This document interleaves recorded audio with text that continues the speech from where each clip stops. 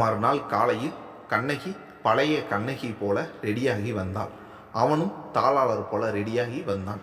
கண்ணகி வரும் தோரணையை கண்டதும் மனம் தடுமாறினான் கோவலன். நீயா இது என கேட்க அவளோ மென்மையாக சிரித்து, கல்லூரிக்கு போகணும், நேரமாச்சு என்றாள். போகலாம், சாப்பிட்டு போகலாம் என சொல்லி அவளுடன் ஒன்றாக அமர்ந்து டிஃபன் சாப்பிட்டு முடித்து அவளை அழைத்து கொண்டு நேராக கல்லூரிக்கு சென்றான். வழக்கம் போல சில மாணவர்கள் வண்டிகளை நிப்பாட்டி கலாட்டா செய்வது போல இந்த வண்டியையும் நிப்பாட்ட கண்ணகியும் கோவலனும் கெத்தாக வண்டியை விட்டு இறங்கி கலாட்டா செய்ய வந்த மாணவர்களை உன்னிப்பாக பார்த்தார்கள். அவ்வளவுதான். மாணவர்கள் வாளை சுருட்டி கொண்டு கல்லூரிக்குள் ஓடினார்கள்.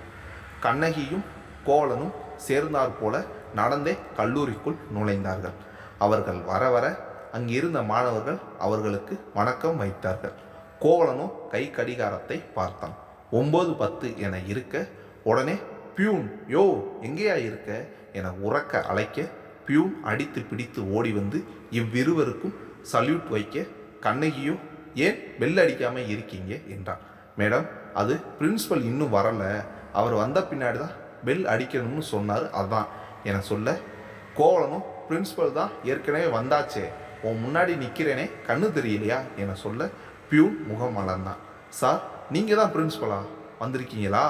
நல்லது சார், வாங்க சார் வாங்க என அழைக்க அவனும் அப்போ தாளாளர் மேடத்தை கூப்பிட மாட்டேயா என சொல்ல பியூன் இன்னும் குதூகலமாகி கண்ணகியை பார்த்து, மேடம் நீங்கள் வந்ததே பெரிய விஷயம், வாங்கம்மா வந்து உங்கள் இடத்துல உட்காருங்கம்மா, அந்த தாளாளர் சேருக்கு பொருத்தமானவங்க நீங்கள் ஒருத்தர் தாம்மா, வாங்க வாங்க என அழைக்க கோவலனும் நாங்களே எங்கள் இடத்துக்கு போயிடுறோம், முதல்ல போய் பெல் அடி என சொல்ல பியூனும் ஓடினான். அவர்கள் இருவரும் தங்களது அறைக்கு சென்று அமர பெல் அடிக்க சரியாக இருந்தது. பெல் அடிக்கும் சத்தம் கேட்டதும் மாணவர்கள் வகுப்புக்கு சென்றார்கள். ஆசிரியர்களோ வியந்தார்கள். என்னவென விசாரிக்க பியூனிடம் வர அவனோ கோவலன் பிரின்சிபலாகவும் கண்ணகி தாளாளராகவும் வந்திருப்பதை சொல்லவும் அவர்கள் அரண்டு அவரவர்களின் வகுப்புகளுக்கு சென்று பாடம் எடுக்கலானார்கள். ஒரு நொடியில் கல்லூரியே தலைகீழாக மாறிவிட்டது. என்னதான் கண்ணகி இல்லாமல் போனாலும் அவளை கண்டதும் பழைய ஒழுக்கம் கல்லூரிக்கு வந்தது.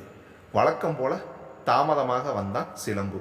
மாணவர்கள் ஒழுங்கினமாக இல்லாமல் வகுப்பில் இருப்பதும் ஆசிரியர்கள் பாடம் எடுப்பதும் கண்டு வியந்தான். பியூன், பியூன், யோ எங்கேயா இருக்க என அழைக்க பியூன் வந்தான் கெத்தாக. என்ன நடக்குது இங்க? கண்ணு தெரியலையா? காலேஜ் நடக்குது. என்ன மரியாதை தேயுது? நான் யாருன்னு தெரியும்ல, உன் சீட்டை கிழிச்சிடுவேன், ஏற்கனவே உன் சீட்டு கிழிஞ்சிடுச்சு, அது உனக்கு தெரியாதா என கேட்க அவனோ அதிர்ந்தான். என்ன உளர்ற? இந்த கல்லூரிக்கு சரியான பிரின்சிபலும் துணிச்சலான தாளாளரும் வந்து இறங்கிட்டாங்க. யாரையா சொல்கிற? போய் நீயே பாரு, எனக்கு என்ன வேற வேலை இல்லை, நீ கேட்குறதுக்கு பதில் சொல்ல முடியாது, போ போ என இலப்பமாக விரட்டி விட்டு அவன் தனக்கான வேலையை செய்ய சென்றான். சிலம்புவுக்கு குழப்பம் எழுந்தது. யார் அது என தெரிந்து கொள்ள நேராக தாளாளர் அறைக்கு சென்றான். அங்கு கண்ணகி அமர்ந்திருக்கவே அவளை கண்டு அதிர்ந்தான். ஏய், நீ எப்படி இங்கே உட்காந்துருக்க? இப்போ நான் இந்த கல்லூரியோட தாளாளர், என் இடத்துல நான் இருக்கேன், உனக்கு என்ன வந்தது என தைரியமாக பேச அவனும் வியந்தான். என்ன, என் மேலே இருந்த பயம் விட்டு போச்சா உனக்கு? கல்லூரியே வேணாம்னு ஓடின, இப்போ எந்த முகத்தை வச்சுக்கிட்டு திரும்பி வந்திருக்க? எல்லாம் இருக்கிற முகத்தை வச்சுக்கிட்டு தான் வந்திருக்கேன், உன்னால் என்னை எதுவும் செய்ய முடியாது, உன்னை பார்த்து பயந்து ஓடின காலையெல்லாம் மலை ஏறிடுச்சு என்றான். ஓஹோ, அவ்வளோ தூரம் ஆயிடுச்சா? பழசெல்லாம் மறந்துட்டியா? இப்போ நான் நினச்சா கூட நோட்டீஸ் போர்டில் கோவலனும் மாதவியும் அவங்களோட காதல் எல்லாம் எழுதி வச்சிடுவேன், மொத்த மாணவர்களும் பார்த்தா மானமே போயிடும், செய்யட்டுமா செய்யட்டுமா என கத்த அவளோ வெகு இயல்பாக, என்கிட்ட ஏன் அனுமதி கேட்குற? போய் புது பிரின்சிபல்கிட்ட அனுமதி கேளு. எது புது பிரின்சிபலா? ஓஹோ, என் இடத்துல இன்னொருத்தனை உட்கார வச்சிட்டியா? அவ்வளோ திமிராயிடுச்சா உனக்கு? இரு, இப்போவே புது பிரின்சிபலை விரட்டிட்டு நோட்டீஸ் போர்டில் நான் சொன்னதை எழுதி வைக்கிறேன் பாரு என்றான். எனக்கு பார்க்க நேரம் இல்லை, ஏகப்பட்ட வேலைகள் பெண்டிங்கில் இருக்குது, நீ என்ன செய்யணும்னு நினைக்கிறியோ செய்துக்க, எனக்கு கவலை இல்லை, போ வெளியே என ஒரே போடாக போட அதில் அவன் அரண்டு போய் கோபத்துடன் வெளியேறி நேராக பிரின்சிபல் அறைக்கு தடாலடியாக நுழைந்தான். அங்கு கோவலன் அமர்ந்திருப்பதைக் கண்டு இவன் பயந்தான். நீயா? வாடா துரோகி, வா வா என கோவலன் அழைக்க அவனும் கலவரமானான். நீ எப்படி இங்கே? புது பிரின்சிபல் எங்கே? நான் தான் அது. ஏன் என்னை பார்த்தா பிரின்சிபல் போல தெரியலையா? இல்லை, அது நீ தான் எல்லாத்தையும் விட்டுட்டு போன, திரும்பியே வந்த என்றான். ஏன் வந்தேனா? கொழுப்பாடா உனக்கு? இங்கே வர்றதும் போகிறதும் என்னோட இஷ்டம். என்னை கேள்வி கேட்க இங்கே யார் இருக்கா? ஓஹோ, கண்ணகியோட சேர்ந்து கல்லூரியை சரியாக்கலாம்னு நினப்பா? முன்னை விட இப்போ மோசமாக மாறிடுச்சு. யார் சொன்னது? போய் பாரு, எல்லா வகுப்புலேயும் பாடம் நடக்குது. அப்படி நடக்க வாய்ப்பில்லை. நடக்குதே, என்ன செய்கிறது? என்னையும் கண்ணையும் கண்டதும் மாணவர்கள் திருந்தி வகுப்புக்கு போனாங்க. ஆசிரியர்கள் வேலை போயிடுங்கிற அச்சத்தில் பாடம் எடுக்கிறாங்க என சொல்ல அவனும் தவித்தான். இனி என்ன செய்வது என தெரியாமல் திணற அவனை தேடி வந்து அவனை கொத்தாக பிடித்தான் கோவலன். அவனும் அரண்டான். ஏண்டா டேய், உனக்கு எவ்வளவு தெனாவட்டி இருந்தா என்னை பற்றி வெளி உலகத்தில் சொல்லி மானத்தை வாங்குவேன்னு மிரட்டி கண்ணையே பணிய வச்சிருக்க. அடே, நீ என்னடா சொல்கிறது? 7 மாதம் போனதும் உலகத்துக்கு என் காதல் தெரிஞ்சிடும். இப்போ என்ன எல்லோருக்கும் என் காதல் விவகாரம் சொல்ல போறியா? தாராளமாக சொல்லிக்கோ, எனக்கு கவலை இல்லை. என்னை யார் கேள்வி கேட்டாலும் நான் பதில் சொல்லிக்கிறேன், போ என்றான். இல்லை, நான் அப்படி எதுவும் மிரட்டலை. நான் சும்மா வந்து நிறுத்துடா. நீ எவ்வளோ மோசமானவன்னு எனக்கு தெரியாதா? உன்னை நண்பன்னு நம்பி இங்கே வேலை கொடுத்தேன். ஆனால் நீ இந்த கல்லூரியை நாசமாக்கிட்டியே. உன்னை சும்மா விட மாட்டேன். உன்னால் என்னை எதுவும் செய்ய முடியாது. என்னை விட்டுடு, இல்லைனா என்னால் உனக்கு பெரிய கஷ்டம் வரும். ஓ, என்னையே மிரட்டுறியா ராஸ்கல் என சொல்லி அவனது கன்னத்தில் விட்டான் ஒரு அறை. அதில் சிலம்பு அவமானத்தில் பொங்கினான். என்னை அடிச்சிட்டேல, இருடா இரு, உனக்கு பெரிய பிரச்சனையை நான் கொண்டு வரேன். அதிலிருந்து உன்னை காப்பாற்ற அந்த கடவுளால் கூட முடியாது என சொல்ல அதே நேரம் கண்ணகி வந்தாள். அவன் சொன்னதை கேட்டு, நீ செய்கிறத செய், நான் இருக்கேன் அவருக்கு பக்க பலமா என சொல்லியபடி கோவலன் பக்கம் நின்று கொள்ள சிலம்புவோ குழம்பினான். ஓ, நீங்கள் ஒன்று சேர்ந்துட்டீங்களா? சே, நீங்கள் பிரிஞ்சிருந்தாதானே எனக்கு நல்லது. எப்படி நீங்கள் ஒன்று சேரலாம்? மாதவி என்ன வரமாட்டாளா, இல்லை செத்துட்டாளா என சொல்ல கோவலனுக்கு கோபம் வந்தது.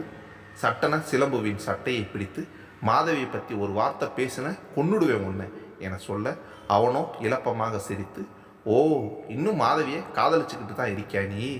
அப்புறம் என்ன பெரிய உத்தவம் போல பேசுகிற? டேய் அடங்குடா, நான் எப்படியோ வாழ்ந்துட்டு போகிறேன்.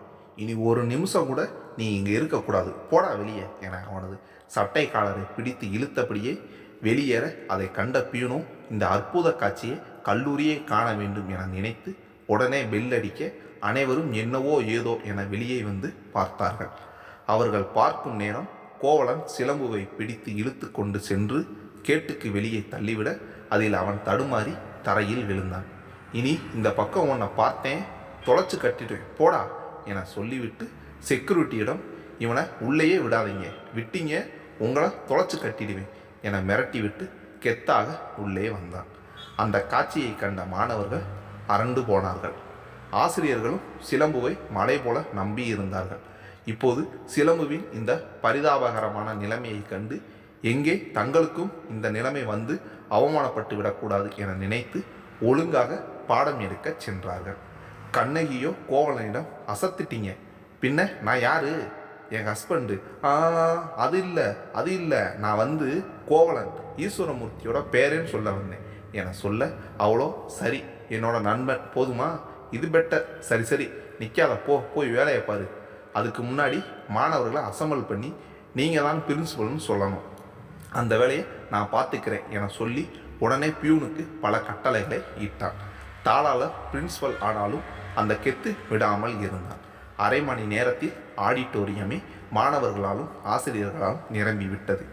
கண்ணகியும் கோவலனும் கம்பீரமாக வந்து நின்றார்கள். அவர்களை கண்டதும் அனைவரும் மரியாதை அளிக்க, கண்ணகியும் இந்த கல்லூரியோட புது பிரின்சிபல் இவர்தான், பேரு கோவலன் என சொல்ல அனைவருமே வியந்தார்கள். பின் கைதட்டினார்கள். கண்ணகியும் கோவலனிடம், இனி நீங்கள் தான் பேசணும் என சொல்லிவிட்டு ஒதுங்க அவனோ மாணவர்களிடம் வந்து நின்றான். முன்பு எப்படி கண்ணகி நின்றாலோ பேசினாலோ அதையே செய்தான். அதை கேட்டு அவளே வியந்தான். மாணவர்கள் அவனின் பேச்சை கேட்டு தலையாட்டினார்கள். அவ்வளவுதான், இனி நீங்கள் வகுப்புக்கு செல்லலாம் என சொல்ல மாணவர்களில் இருந்து ஒருவன் கத்தினான். அவ்வளவுதானா சார், நீதிமொழி சொல்ல போகிறது இல்லையா என கேட்க அவன் அதிர்ந்தான். சட்டென கண்ணகியை பார்க்க அவளோ மென்மையாக சிரித்துவிட்டு எழுந்து நின்று மாணவர்களை பார்த்து சொன்னாள், சேராத இடந்தனிலே சேர வேண்டாம், செய்நின்றி ஒரு நாளும் மறக்க வேண்டாம், ஊரோடும் குண்டுணியாய் திரிய வேண்டாம். உற்றாரை உதாசீனங்கள் சொல்ல வேண்டாம். பேரான காரியத்தை தவிர்க்க வேண்டாம். பிணைப்பட்டு துணை போகி திரிய வேண்டாம். வாரரும் குறவருடை வள்ளி பங்கன் மயிலேறும் பெருமாளை வாழ்த்தாய் நெஞ்சை. விளக்கம்: தகாத இடங்களுக்கு போகக்கூடாது. ஒருவர் செய்த உதவியை மறக்கக்கூடாது. எல்லோரையும் பற்றி கோள் சொல்லி கொண்டு திரியக்கூடாது. நமக்கு வேண்டியவர்களை அலட்சியமாக பேசக்கூடாது. பெருமை தரும் காரியங்களை தவிர்க்கக்கூடாது. கெட்ட செயல்களுக்கு துணை போகக்கூடாது. நெஞ்சை பெருமை பெற்ற குறவள்ளி மணவாளன் மயில் வாகனன் முருகப்பெருமானை போற்றுவாய். இந்த விளக்கத்தை யாரும் மறக்கக்கூடாது. இதுபடி நடக்கணும் சரியா என கேட்க மாணவர்கள் ஒட்டுமொத்தமாக சரி என்றார்கள். அப்புறம் இன்னொரு முக்கியமான விஷயம், இன்னும் 2 மாதத்தில் செமஸ்டர் எக்ஸாம் வரப்போகுது என சொல்ல மாணவர்கள் சலித்து கொண்டார்கள். கோவலன் கூட நொந்து போனான். பிரின்ஸ்பாலாக சேர்ந்த முதல் நாளே எவ்வளோ பெரிய கஷ்டத்தை தர்றா பாரு என நினைத்தபடி அவளை முறைக்க, அவளோ என்னாச்சு? ஒன்றும் இல்லை, செமஸ்டர் எக்ஸாம் வந்தாதான் உனக்கு வீரம் வருமா என்ன? இது வரைக்கும் எனக்கு துணையாக யாரும் இல்லை. இப்போ தான் நீங்கள் இருக்கீங்களே, உனக்கு யாருடைய துணையும் தேவையில்லை. ஏன்னா நீ கண்ணகி. உன்னை மிஞ்சினவ இங்கே யாரும் இல்லை என்றான். இருக்காங்க என்றான். யாரு? மாதவி. என்ன உளற? ஆமாம், உங்கள் மனசில் என்னால் இடம் பிடிக்க முடியலையே. அப்போ மாதவி தானே என்னை விட பெருசு. அப்படியெல்லாம் இல்லை, என்றைக்குமே நீ தான் பெருசு. கல்யாண வாழ்க்கையும் கல்லூரி வாழ்க்கையும் சேர்த்து வச்சு குழம்பிடாத. அது வேற இது வேற, சரியா? சரி, போய் வேலையை பாரு. 2 மாதத்தில் செமஸ்டர் எக்ஸாம் வருது. போன முறை நீ என்னென்ன செய்தேன்னு எனக்கு நல்லாவே தெரியும். அதையே இப்போவும் நான் செய்கிறேன், வேற வழி என புலம்ப கண்ணகியோ சிரித்தபடியே அவ்விடம் விட்டு செல்ல, அவள் முன்பு செய்தது போலவே செய்ய நினைத்து உடனே மாணவர்களுக்கும் ஆசிரியர்களுக்கும் அதை செய்ய வேண்டும், இதை செய்ய வேண்டும் என பலவித திட்டங்களை சொல்லி முடித்து அவர்களை அனுப்பிவிட்டு ஓய்ந்து போய் கண்ணகியிடம் வந்து சேர்ந்தாள். அவளோ அவனின் சோர்வை கண்டு, ரொம்ப சோர்வாக இருக்கீங்க, பரவாயில்லை, இனி கல்லூரியை நான் பார்த்துக்கிறேன், நீங்கள் உங்கள் கம்பெனியை போய் பாருங்கள். இருக்கட்டும், பரவாயில்லை, கம்பெனியை பார்த்துக்கிறத விட கல்லூரியை பார்த்துக்கிறது ரொம்ப கஷ்டம் கண்ணகி. கஷ்டம்னு நினச்சா எல்லாமே கஷ்டம்தான். எல்லாமே நம்ம மனசை பொறுத்து இருக்குது. மனசு வச்சா எல்லாத்தையும் மாற்றலாம் என சொல்ல, அவனும் அவளை ஆழமாக பார்த்துவிட்டு, சில விஷயங்களை மனசால் கூட மாற்ற முடியாது. அதில் ஒன்று என்னோட காதல். அது என்றைக்குமே மாதவிக்குத்தான் சொந்தம், உனக்கு கிடைக்காது என சொல்லிவிட்டு அவன் வெளியேறி சென்றுவிட கண்ணகி மனம் உடைந்து போனான்.